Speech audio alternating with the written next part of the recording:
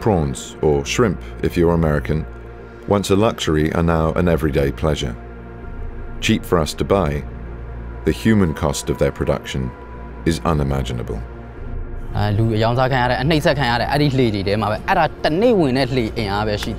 This is the story of globalized slavery and how giant international supermarkets like Walmart, Tesco, Carrefour, Morrison's and Iceland are selling prawns fed by slave labor. The Thai fishing industry is rife with abuse, torture and summary executions.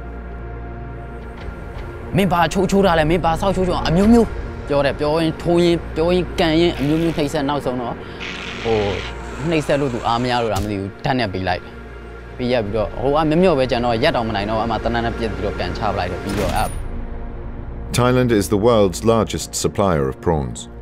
A 6-month Guardian investigation has traced the complex food chain from the boat to the supermarket shelf, proving for the first time that the low price of the prawns on your plate depends on slave labor.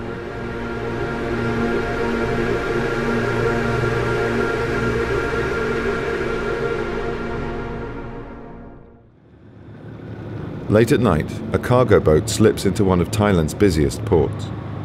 On board is Vuti, a man who hasn't seen land in over 18 months.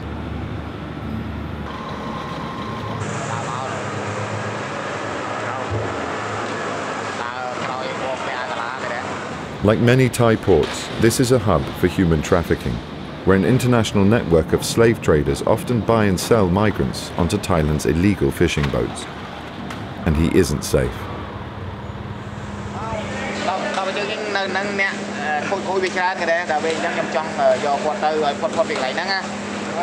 The last time he was back on land, he was tricked and sold onto another boat. This time his freedom has been bought by a local charity for just £450. Terrified and confused, and unaware that he is free, Vuti fears that he's about to be trafficked again. Even free, he's still afraid to show his face on camera.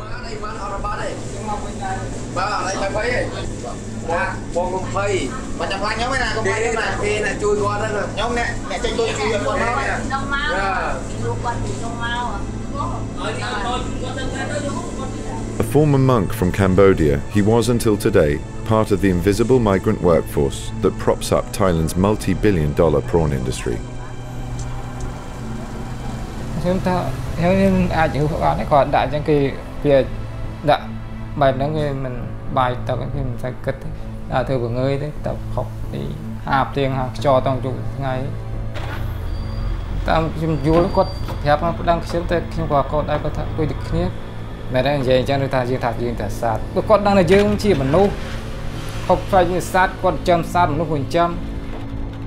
Each year, thousands of migrants pay brokers large sums of money to smuggle them into Thailand in search of a better life.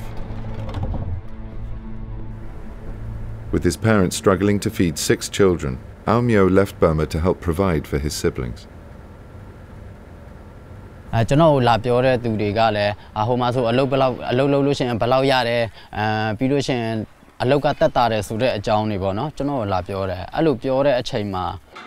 After his mother died, Jaw was abandoned by his father. He lived as a pagoda boy until he left rural Burma as a teenager.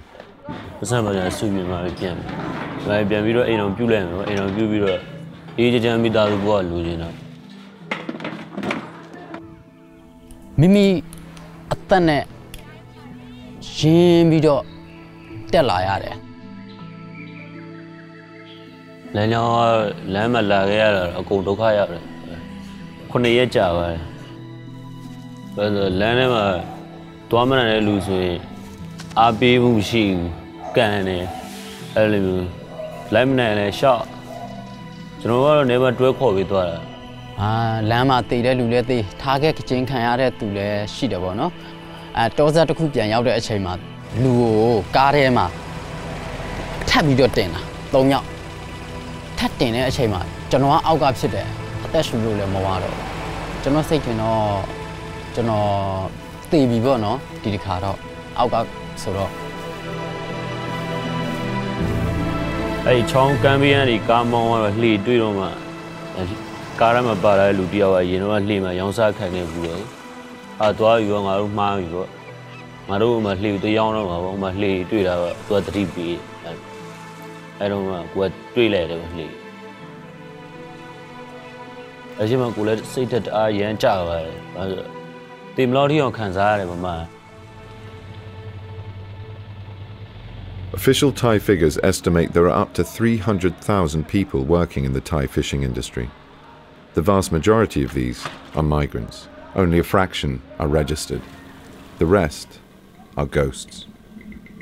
And ghosts are good business for the corrupt brokers, police, and Thai officials who prey on them. One high-level broker agreed to talk on condition of anonymity. ถ้าพูดถึงตำรวจกับโบรกเกอร์นี่เป็นคล้ายๆกับว่าถ้าให้ผมมองนะครับเป็นคู่ค้ากันมากกว่าในการที่จะมีเจ้าหน้าที่ติดต่อเป็นคนที่อยู่ชายแดนระหว่างพม่ากับของไทยใช่เรามีครับถ้ามองการที่จะทำเป็นระบบใหญ่คือระบบตรงนี้เนี่ยต้องเข้าใจกันว่าทุกคนได้เงิน The boat captains pay the brokers around £450 for each worker. But once on board, the men are forced to work for nothing until they have paid off this debt. แล้วก็เข้าไปเจรจากับทางเจ้าของเรือถ้าเขายินดีจะจ่ายผมก็เป็นคนกลางที่นำเขาเข้ามาก็ต้องทำงานใช้หนี้จะเป็นแบบนั้นไป These men are chattel slaves, trapped miles out at sea catching the fish that feed Thailand's prawn farming industry. Without them, the industry would collapse. Many of the prawns we eat in the West come from CP Foods prawn farms, and some of their feed contains trash fish. This trash fish is the inedible and infant fish normally thrown away in the West. It's sorted from the rest of the catch and loaded onto large cargo ships, which ferry it back to shore. It is turned into fish meal and becomes part of the fish feed to feed the prawns which CP Foods supply to manufacturers and retailers all over the world.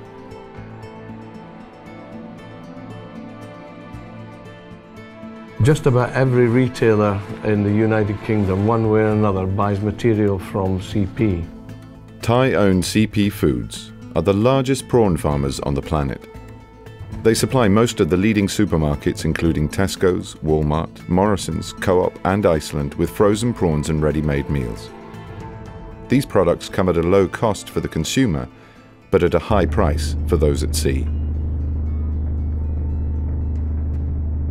Sleeping in cramped and filthy conditions, many survive on nothing more than one plate of rice a day. The work is back-breaking and dangerous, hauling nets and sorting fish for up to 22 hours a day. Those that slip up face the wrath of their Thai boat captain. တောင်ရီရောလူတွေတွေပေါ့နှစ်တက်တက်ရှိကြတယ်တောင်ရီအားပေးကြတယ်ကျွန်တော်တို့လှေမှမဟုတ်ရှိသမျှလှေအားလုံးမှာရှိတဲ့မြန်မာပြည်သားအားလုံးကအယောင်စားခံရတဲ့လူအများကြီးပဲအညိုးထိုးရှိလို့တော့မရဘူး With little contact with the outside world, the only escape for many is suicide. Of the dozens of fishermen that The Guardian spoke to, most had witnessed at least one. លោតខ្ញុំឃើញតថ្មេខ្ញុំហ្មងអញ្ចឹងលោតអូខ្ញុំឃើញហ្មងប៉ំអញ្ចឹងហ្មងបងឯនោះខ្ញុំមើលតាមមើលដល់ដាច់ថ្មេហ្នឹងឃើញគឺលិចរហូតរឿមលិចហើយហ្នឹងមនុស្សយើងរឿមលិចហើយមើលគាត់នឹងចង់កងងើបហើយហ្នឹងគាត់ Slaves who rebel are dealt with brutally and publicly as an example to others. One eyewitness recounted what happened to a fellow fisherman who attacked his boat captain.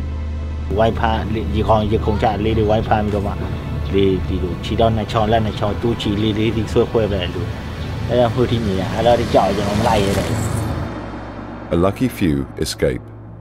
After 6 months on a boat, Ao Miu took his chances and escaped into the night. ကန်းကိုပြပြလေးပဲမြင်ရမီးရောင်ကလေးပဲမြင်ရတယ်အဲ့ကနေပြီးတော့မှကျွန်တော်အဲ့ body နဲ့ကျွန်တော်ခုန်ဆင်းပြီးတော့ကျွန်တော်လည်းမြင်တဲ့ဘက်ကိုကူးလာနဲ့အဲ့ဒါနဲ့ပဲကျွန်တော်မျောရင်းနဲ့ဒီတောင်မဟုတ်ဟိုဘက်ခြမ်းကတောင်ကျောဘက်ကိုတော့ကတ်တယ်ဒါပေမဲ့ကိုဘယ်ရောက်လဲတော့ချက်ချင်းတော့မသိဘူးပေါ့နော်ဒါပေမဲ့နည်းနည်းလေးလင်းလာတော့တိတဲ့အချိန်ကျတော့ကျွန်တော်ပြေးတာပေါ့အဲ့လိုမျိုးကြုံရပြေးတာဒါပေမဲ့တောလန်းတွေကပဲကျွန်တော်ပြေးတယ်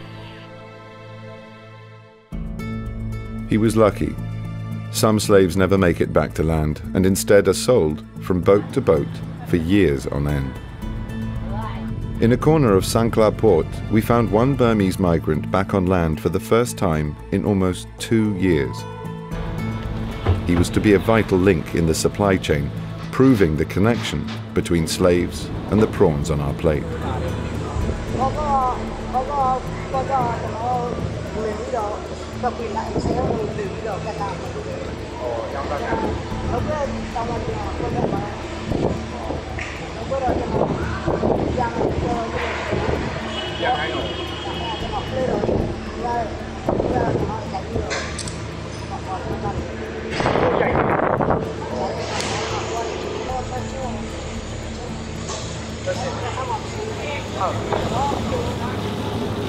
We spoke to a crew member whose cargo boat brought the Burmese slave back to shore.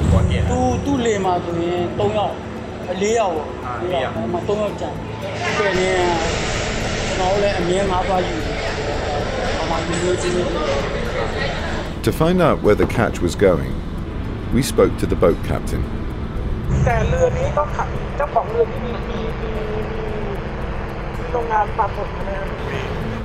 Then we followed the delivery truck to see which factory it was going to.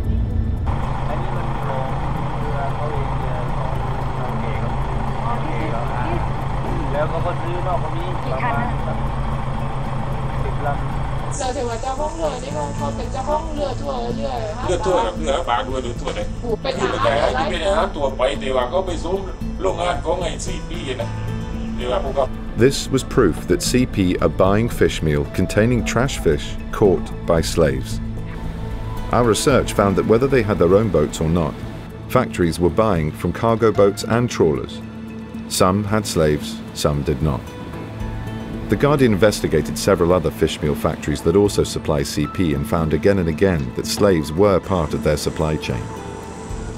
CP pays a premium to fish meal factories that claim to buy trash fish caught by legal and licensed boats. But they never perform independent spot checks and have no idea what is happening out at sea.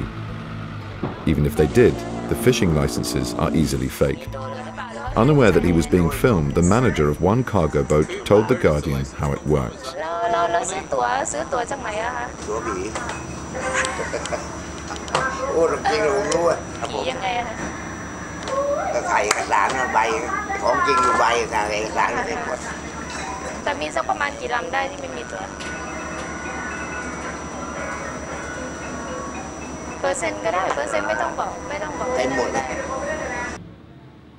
However, according to Dr. Woropon Prompoj, an international fisheries expert and a government advisor, this problem, she says, is one of the past.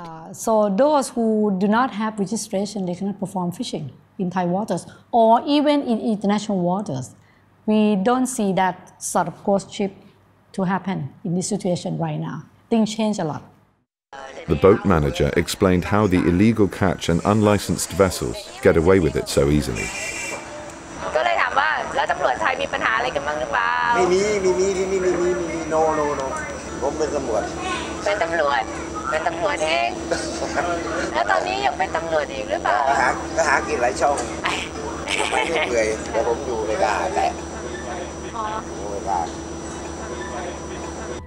The Thai authorities say that combating human trafficking is a top national priority. Yet when The Guardian gave the Thai Navy coordinates for the boats from which Vuti was rescued, they took no immediate action. Thailand is America's second largest seafood supplier.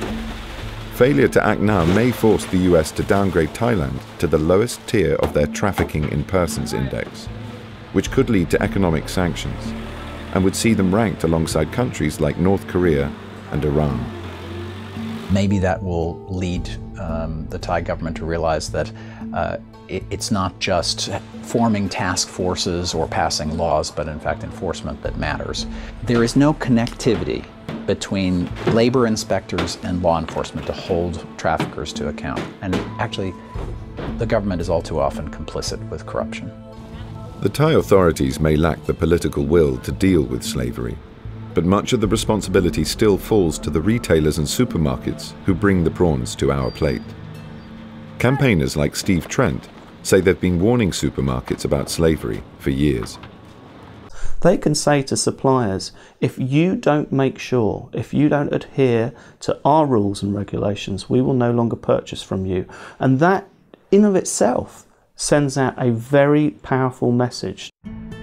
When asked to comment on our findings of slavery in their supply chain, the top 4 global retailers, Walmart, Tesco, Carrefour and Costco, and other big-name supermarkets including Morrison's, The Cooperative, Aldi and Iceland, all condemned it. Some admitted they were aware that slavery had been reported in the Thai fishing sector and were setting up programs to try to tackle it. All declined to be interviewed. CP Foods' Bob Miller was the only representative of the industry prepared to face the cameras. He claims that it is better to work within the system to bring about change rather than walk away completely. It doesn't do us any great benefit to know that there is trafficking going on, that people are being disadvantaged in this way. And the more we find out, then the more uncomfortable we become. We'd like to solve the problems of Thailand because there's no doubt commercial interests have created much of this problem. And it will be to the commercial aspects of the industry that the solutions will have to come. And those solutions, say campaigners, are going to mean that the big-name supermarkets have to pay if they want slavery out of the prawn and shrimp supply chain. They are actively supporting slavery by not acting, and conversely, they could be actively working to get rid of it if they really had the desire.